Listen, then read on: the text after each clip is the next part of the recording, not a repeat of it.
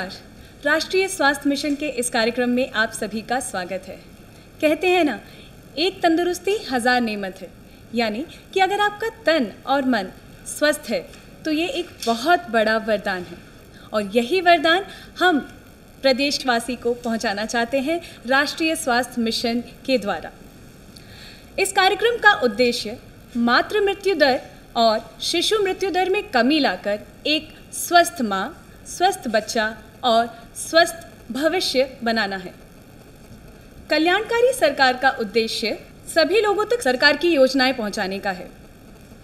योजनाएं जो स्वस्थ, सुखद और समृद्ध भविष्य देगी हर एक को। इस दिशा में एक महत्वपूर्ण कदम है परिवार कल्याण का। इन योजनाओं के बारे में हमारे विशेषज्ञ आपको आपके गांव, आपके घर में जाकर आपके बीच आपकी समस्याओं को सुनकर, समझकर जानकारी देते रहेंगे राष्ट्रीय स्वास्थ्य मिशन के आने वाले एपिसोड्स के जरिए। गर्भवती महिलाओं, गर्भस्थ और नवजात शिशुओं, किशोर किशोरियों और देश के प्रदेश के सभी लोगों को संपूर्ण स्वस्थ बनाने और स्वस्थ जीवन शैली अपनाने के लिए सुविधा प्रदान करने के समन्वित प्रयास है राष्ट्रीय स्वास्थ्य मिशन। इस मिशन की योजनाओं, सेवाओं और सुविधाओं को सब तक पहुंचाने के लिए मिशन हेल्थ कार्यक्रम आज से शुरू किया जा रहा है। इस पहले प्रोग्राम में हमारे साथ हैं डॉक्टर मधु शर्मा जी। आप महाप्रबंधक नियोजन, नेशनल हेल्थ मिशन। स्वागत है मैम आपका। और अब मैं स्वास्थ्य दीप प्रज्वलन के लिए मंच पर आमंत्रित करना चाहूँगी डॉक्टर मधु शर्मा जी, महाप्रबंधक नियोजन, नेशनल हेल्थ मिशन। साथ ही पंकज पांडे, निदेशक समाचार, दूरदर्शन केंद्र लखनऊ, और रमा अरुण त्रिवेदी, कार्यक्रम प्रमुख, दूरदर्शन केंद्र लखनऊ।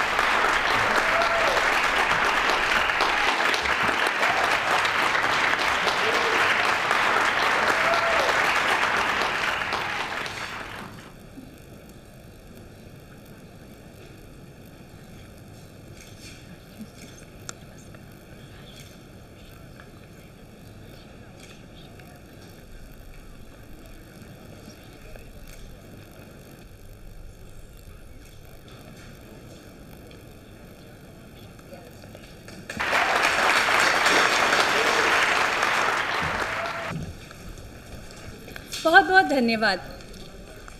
हमें आशा ही नहीं बल्कि पूरा विश्वास है कि स्वास्थ्य दीप के इस प्रकाश से हर तन, हर मन से रोग मुक्त होगा और स्वास्थ्य का प्रकाश हर ओर फैलेगा। इस कार्यक्रम में हमारे विशेषज्ञ डॉक्टर आपके गांव, आपके बीच होंगे और आपकी सभी स्वास्थ्य संबंधी समस्याओं का समाधान भी करेंगे। हमारे कार्यक्रम मिशन हेल्थ से निसंकोच जुड़िए और अपनी स्वास्थ्य संबंधी समस्याओं पर विशेषज्ञों की सलाह लीजिए, वो भी बिल्कुल मुफ्त। आइए अब जानकारी लेते हैं डॉक्टर मधु जी से। राष्ट्रीय स्वास्थ्य मिशन आपकी सेवा में।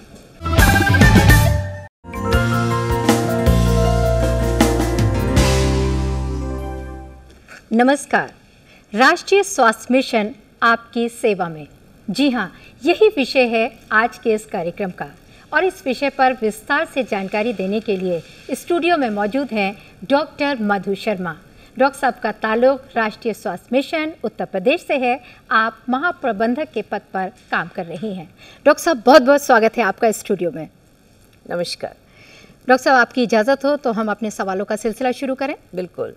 डॉक्टर साहब, मिशन हेल्थ के बारे में तो सभी लोग जानते हैं और अगर हम बात करें राष्ट्रीय स्वास्थ्य मिशन की तो ये सबके स्वास्थ्य के लिए एक बहुत ही महत्वपूर्ण कदम है। लेकिन ये जो मिशन है, ये जो अभियान है, ये किस तरह से हर घर, हर गांव, हर शहर और कस्बे तक पहुंचेगा, ये ज़रूर जानना चाहेंगे हम आपसे। जी, राष्ट्रीय स्वास्थ्य मिशन एक बहुत ही वृहद कार्यक्रम है और इसके अंतर्गत अब सभी पहले जो समानांतर प्रोग्राम्स चल रहे थे, योजनाएं चल रही थी, वो एक ही छतरी के नीचे राष्ट्रीय स्वास्थ्य मिशन के माध्यम से जन समुदाय तक पहुंचाई जा रही हैं। वर्ष 2005 में कार्यक्रम प्रदेश में आरंभ किया। भारत सरकार की एक नई सोच थी और उसको हम लोगों ने चरणबद्ध तरीके से लागू किया। तो प्रारंभ में यह सेवाएं मात्र ग्रामीण क्षेत्र के लिए थी, लेकिन अब शहरी और ग्रामीण दोनों ही जन समुदाय को पहुंच रही हैं, विशेषकर उस समुदाय को जहां तक आमतौर पे उनको चिकित्सा सेवाएं या सुविधाएं नहीं मिल पाती। तो उसमें गरीब तबका आता है और कुछ विशेष समुदाय के लोग आते हैं, और बहुत दूर दराज के क्षेत्र जहाँ पर ना तो सड़कों की व्यवस्था है, ना आवागमन के साधन है, वहाँ तक हमारी सेवाएं राष्ट्रीय स्वास्थ्य मिशन के माध्यम से पहुँचाई जा रही हैं।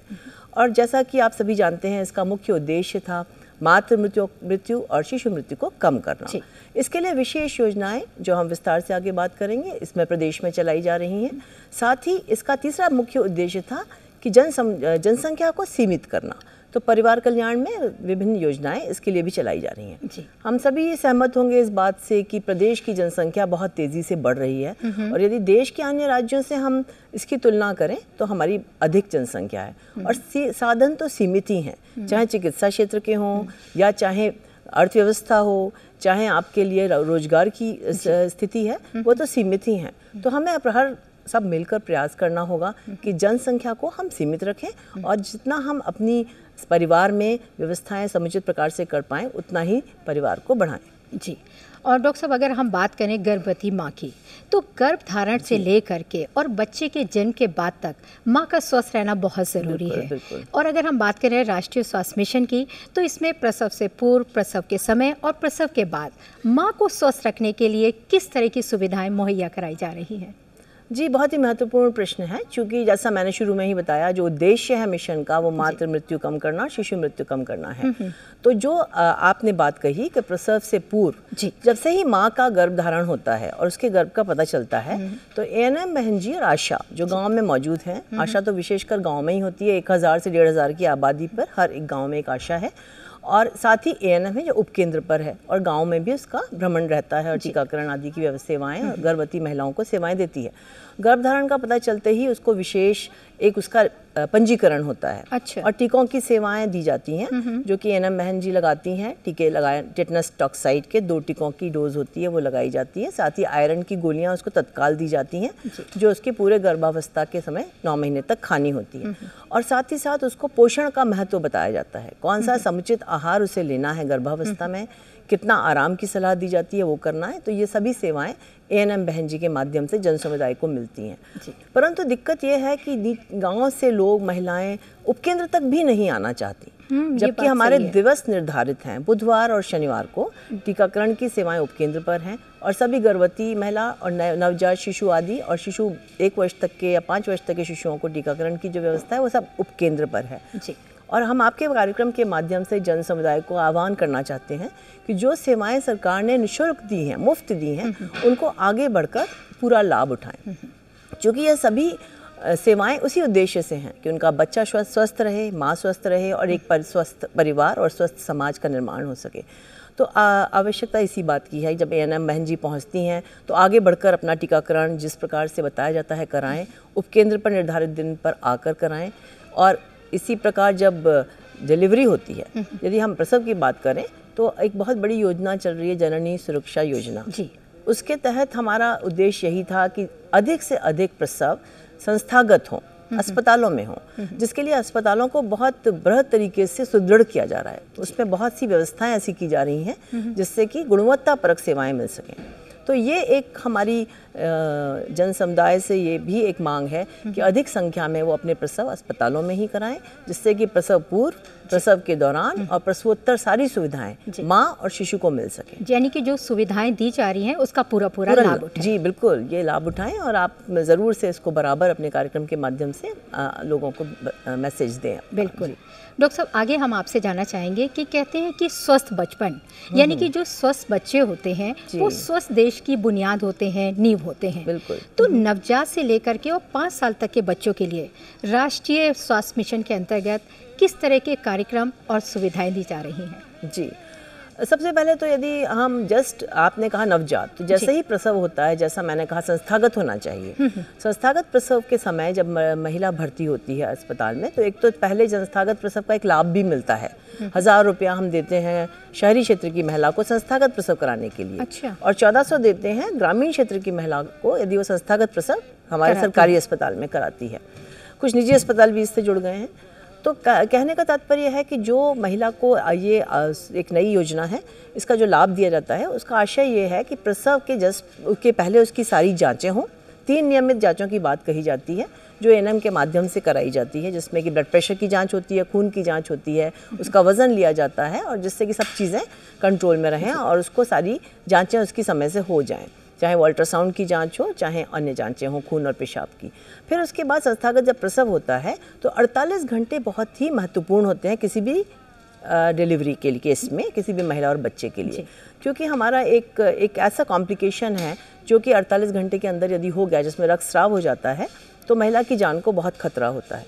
तो जननी सुरक्षा योजना में हम लोग 48 घंटे तक महिला को अस्पताल में रोकते हैं और 48 घंटे के बाद उसका जो धनराशि दी जाती है उसको देने के पश्चात नवजात की सही देखभाल हो जाती है उस बीच में, और उसको जो जन्म पर टीके लगने होते हैं वो भी अस्पताल में लग जाते हैं। अच्छा। और ये सारी चीज़ें अस्पताल में निःशुल्क हम लोग मुहैया करा रहे हैं। राष्ट्रीय स्वास्थ्य मिशन के अंतर्गत प्रदेश सरकार, राज्य सरकार और राष्ट्रीय सरकार मुहैया करा रही है। इसके अलावा जब बच्चा रहता है अस्पताल में और माँ, तो जननी शिशु सुरक्षा कार्यक्रम एक और चलाया गया है, जिसके तहत माँ को पूरी खुराक मिलती है। यदि वो 48 घंटे रहें, कोशिश रहती है नॉर्मल डिलीवरी है तो 3 दिन रहें, और यदि ऑपरेशन से बच्चा सिजेरियन के माध्यम से हुआ है तो 7 दिन तक महिला वहाँ अस्पताल में भर्ती रहें, और उस दौरान उसको पूरी खुराक, तीनों टाइम का खाना, सारी जांचें निःशुल्क होती हैं जो भी आवश्यकता होती है, और सारी औषधियाँ भी उसको निःशुल्क मिलती हैं यदि कोई आवश्यकता पड़ जाए। और इसी प्रकार बच्चे को, 1 वर्ष तक की आयु के बच्चे को सारी सुविधाएं अस्पताल द्वारा दी जाती हैं जिसका संस्थागत प्रसव हुआ। तो कितनी बड़ी अच्छी लाभ मिल सकता है जन समुदाय को।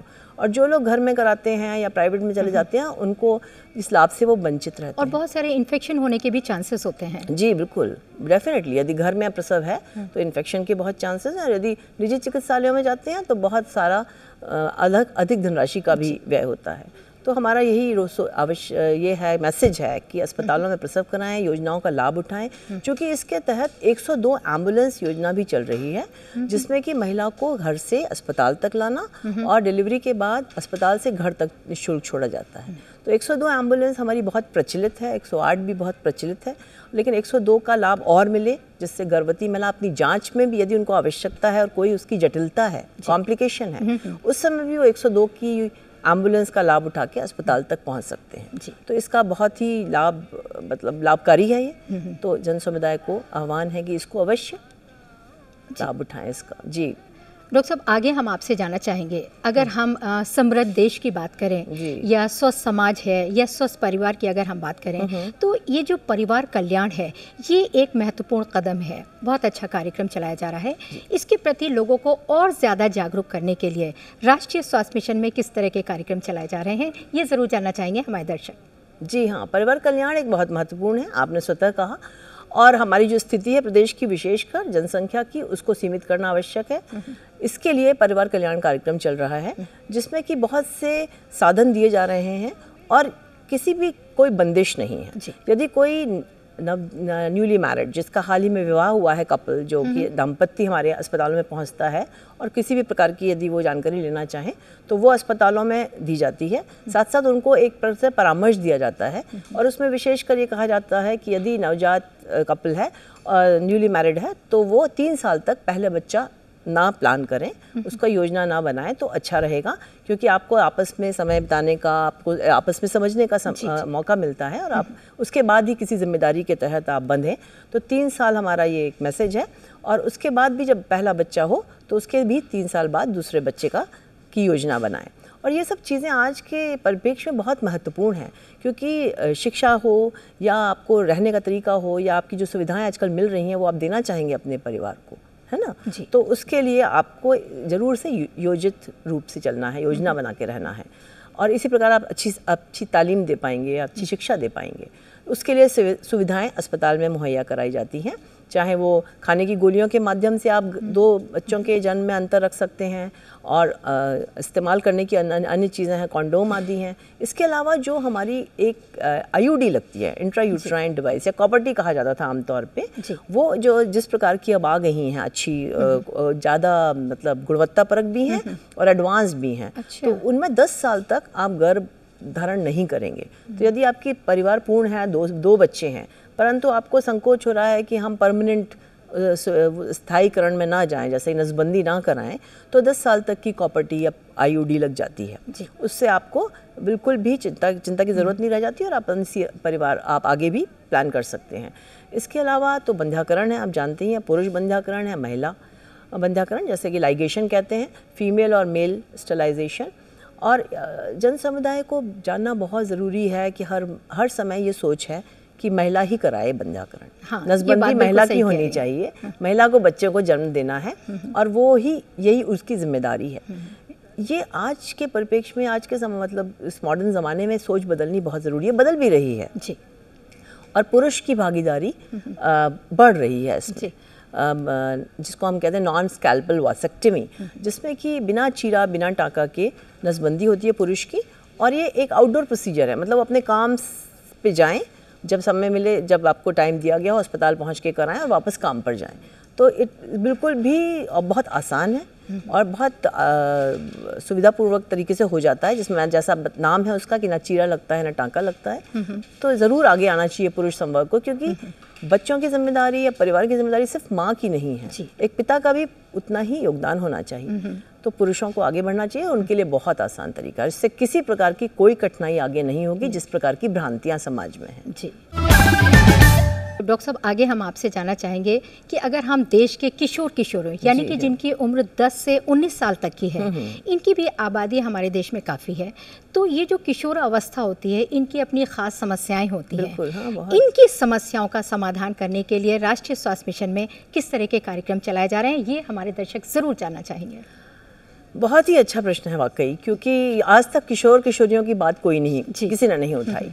या तो मरीज़ की बात होती है, या माँ की होती है, या डिलीवरी की होती है आदि। तो किशोर किशोरियों की लिए स्वास्थ्य सेवाएं देना क्यों महत्वपूर्ण है? क्योंकि ये हमारा आज का यूथ है, जैसा कि अपने सतह का, और ये हमारा निर्माण करते हैं देश का, और इनके अंदर बहुत जिज्ञासा भी होती है। जी, तो चूँकि किशोर किशोरी वर्ग की जो समस्याएं हैं वो बहुत ही भिन्न प्रकार की हैं। वो नॉर्मल रोग या किसी प्रकार की इस तरह की नॉर्मल डिलीवरी है या इस टीकाकरण है, इससे भिन्न होती है। तो उसको बहुत ही सेंसिटिव भी होती है, उनके इश्यूज बहुत सेंसिटिव होते हैं, तो उनको टैकल करना एक अलग ही तरीके का, और हर एक से वो शेयर भी नहीं करते। बिल्कुल, इसी सोच से हम लोगों ने कई प्रोग्राम्स चलाए हैं किशोरियों और किशोर के लिए, जिसके तहत सबसे बड़ा प्रोग्राम तो ये, हमारे यहाँ तो संख्या यदि देखी जाए तो बहुत बड़ी होती है, करोड़ों में होती है। और 24 साल तक के बच्चों को यदि हम देखें तो बहुत बड़ी जनसंख्या, हमारा 1/4 करीब किशोर वर्ग है उत्तर प्रदेश में। तो इनके लिए सबसे पहले अस्पतालों में किशोर स्वास्थ्य क्लिनिक्स खोली गई, जो कि एक चरणबद्ध तरीके से खोली गई, और अब डिस्ट्रिक्ट हॉस्पिटल में, जिला चिकित्सालयों में और कुछ सामुदायिक स्वास्थ्य केंद्रों पर भी खुल गई हैं, जिसमें कि उनको एक प्राइवेसी में, मतलब बिल्कुल उनको सारी तरह की सुविधाएं दी जाती हैं कि एक अलग से कक्ष है, जिससे कि उनकी बात जो भी कॉन्फिडेंशियल है वो परामर्शदाता से वो करते हैं। काउंसलर दिए हुए हैं हम लोगों ने जो कॉन्ट्रैक्चुअल हैं, और वो वहाँ पर मौजूद रहते हैं, मेल भी और फीमेल भी, महिला पुरुष दोनों, जिससे कि लड़कियाँ महिला से बात करना चाहेंगी, लड़के पुरुषों से। और वो उनकी जिज्ञासाएं या उनकी कठिनाइयाँ या परेशानियाँ वो होती हैं जो अपने कई बार अपने माता पिता से भी शेयर नहीं करते। बिल्कुल सही। परंतु एक अनजान व्यक्ति से और ये प्राइवेसी में जब वो बात करते हैं तो अपनी बात खुल कर पाते हैं। तो किशोर स्वास्थ्य क्लिनिक्स चल रही हैं, जिसमें उनको पढ़ने के लिए बहुत सी, उनकी जिज्ञासा दूर करने के लिए उनको सामग्री दी जाती है, और अन्य भी जैसे आयरन फोलिक एसिड की गोली, और उनका वज़न लिया जाता है, और यदि उनमें लगता है किसी प्रकार का कोई संक्रमण है तो वो परामर्शदाता उनको चिकित्सालय के चिकित्सक के पास संदर्भित करते हैं, भेजते हैं, और वहाँ फिर उनका पूरा उपचार हो सकता है। तो इस तरह के रोग हो जाते हैं किशोर वर्ग में, किशोर आयु वर्ग में, जिनको कि जरूरी है जल्दी से कंट्रोल करना, उनका उपचार करना, परंतु संकोचवश वो अपनी बात नहीं कह पाते। तो एक योजना ये चल रही है। दूसरा, यदि आप आंकड़े देखें तो 50% बच्चे किशोर वर्ग के और महिलाएं भी से अनीमिया से ग्रसित हैं। अच्छा। इनका हीमोग्लोबिन बहुत कम होता है और इनको रक्त अल्पता हो जाती है। तो इसके लिए बहुत बड़ा नेशनल हेल्थ मिशन में सेवाएं बिल्कुल निःशुल्क दी जा रही हैं। आयरन फोलिक एसिड की गोली, चाहे वो गर्भवती महिला हो, चाहे वो अन्य आयु वर्ग की महिलाओं हो जिनको आवश्यकता है, और सारी किशोरियों और किशोर को साप्ताहिक आयरन फोलिक एसिड की गोली निःशुल्क खानी ही खानी है, चाहे अनीमिया हो या ना हो। उनको नियमित रूप, क्योंकि खुराक में उतना संपूर्ण आहार नहीं मिल पाता है, और आजकल के बच्चे ज़्यादातर पिज़्ज़ा, बर्गर और इन चीज़ों में खाना ज़्यादा पसंद करते हैं। बिल्कुल ठीक। तो हमारा उनको एक बाकी चीज़ें तो उनको इसके पोषण मिशन के माध्यम से भी बताई जा रही हैं, जागरूक किया जा रहा है, लेकिन उनको आयरन फोलिक एसिड की नियमित गोली और साल में 2 बार, देखिए अनीमिया काफ़ी कारणों से हो सकता है, तो उसमें एक कारण होता है कीड़े हो जाना पेट में जो कीड़े हो जाते हैं, वर्म्स, उसके लिए डीवर्मिंग की जाती है, जिसके लिए साल में 2 बार हर व्यक्ति को, हम सभी को 6-6 महीने पे डीवर्मिंग की गोली खानी चाहिए। तो अपने डॉक्टर से परामर्श करके डीवर्मिंग की गोली, पर स्कीम के तहत हम लोग गोलियां हर बच्चों को और किशोर वर्ग को दे रहे हैं डीवर्मिंग की गोली। राष्ट्रीय बाल स्वास्थ्य कार्यक्रम चल रहा है, राष्ट्रीय किशोर स्वास्थ्य कार्यक्रम चल रहा है, उसके माध्यम से तो किशोरों के इस प्रकार की सारी सुविधाएं डिस्ट्रिक्ट हॉस्पिटल CHCs में हैं। और साथ ही साथ ये आपने खुद अनुभव किया होगा कि किशोर वर्ग के बच्चे आपस में बात करते हैं। जी हाँ। तो इसके लिए एक पीयर एजुकेटर प्रोग्राम आया है। अच्छा। जिसमें कि गांव में और किसी भी मोहल्ले में उसी आयु वर्ग का एक बच्चा चयनित किया जाता है जो थोड़ा बोल्ड हो, बात करने का उसको साहस हो और वो सोशल हो, सबसे बात कर सकता हो। उस बच्चे को पीयर एजुकेटर बना रहे हैं। अच्छा। पीयर मतलब ग्रुप, और उसमें एक बच्चा चयनित करके, तो जो भी हमको अपनी मैसेज देनी है वो हम पीयर एजुकेटर के माध्यम से देते हैं और फिर वो सारे बच्चे उस मोहल्ले या गाँव के उनको मिलती है वो हमारी मैसेज। और यदि फिर उनको और जागरूक किया जा रहा है उनको इसीलिए, जिससे कि जरा सी भी कोई कठिनाई हो सौरन अस्पताल में जाएं, काउंसलर से मिलें और अपना उपचार कराएं। डॉक्टर साहब, चलते चलते हम ये ज़रूर जानना चाहेंगे कि ये जो मिशन हेल्थ का कार्यक्रम है और इससे पहले जो कार्यक्रम चलाया गया वो किस तरह से अलग है और ये कार्यक्रम कितना प्रभावशाली होगा, ये हमारे दर्शक ज़रूर जानना चाहेंगे। जी, मुझे तो लगता है आपके सभी कार्यक्रम बहुत प्रभावशाली हैं। बिल्कुल। और आपकी बहुत लोकप्रियता है दूरदर्शन की, लेकिन ये तो आपका शायद सुनने वाले ही बता पाएंगे। आज पहला एपिसोड है कि किस तरह से फ़र्क है, पर मुझे लगता है कि जिस तरह से आपने इस प्रोग्राम को विजुलाइज किया है और प्लान किया है कि आप जन समुदाय तक डॉक्टर को लेके जाने वाले हैं और हॉस्पिटल स्कूल्स में आप क्विज कॉम्पिटिशन्स करेंगे, तो ये बहुत अच्छा तरीका है। क्योंकि हमने जो हम सर्विस प्रोवाइडर हैं, हम सेवाएँ देते हैं और प्लान करते हैं, तो हमने जो महसूस किया वो यही किया कि सब सुविधाएँ हैं, सेवाएँ हैं, औषधियाँ हैं, व्यवस्थाएँ सरकार कर रही है, समुदाय के लोग आगे आके उसका लाभ पूरी तरह से नहीं उठा रहे।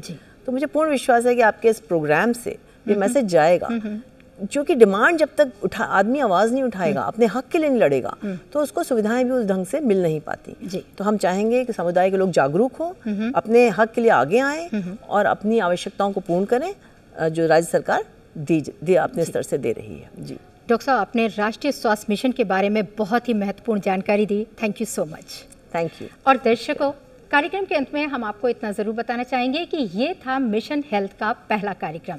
इस कार्यक्रम के अंतर्गत हम आपको राष्ट्रीय स्वास्थ्य मिशन के कार्यक्रमों, योजनाओं और सुविधाओं से समय समय पर अवगत कराते रहेंगे और आपसे अनुरोध है कि आप हमारे इस कार्यक्रम को और अधिक उपयोगी बनाने के लिए अपनी राय, अपने सुझाव और अपनी शिकायतों को हम तक भेज सकते हैं।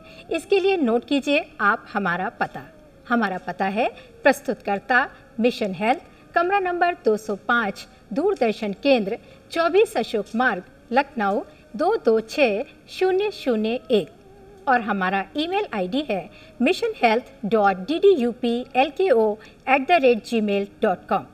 तो दर्शकों, आप हमें ख़त ज़रूर लिखें, हमें आपके ख़त का बेसब्री से इंतज़ार रहेगा।